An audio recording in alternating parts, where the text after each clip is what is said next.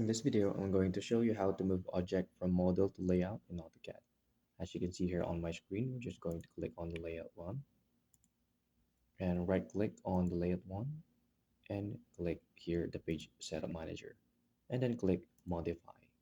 And from the modify on the paper size, I'm going to choose here the A4 size, and on the custom, the scale is 1 is to click the OK. Exit, and we're just going to remove this by selecting and Control X or erase and go on the model. And from here, we're just going to copy the object, Control C or copy, and go on the layout one, Control V or paste. And there you have it. We're just going to enter the value. And that's about it.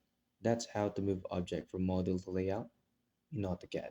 If you have any questions, please let me know down in the comments below, and I'll do my best to help you out.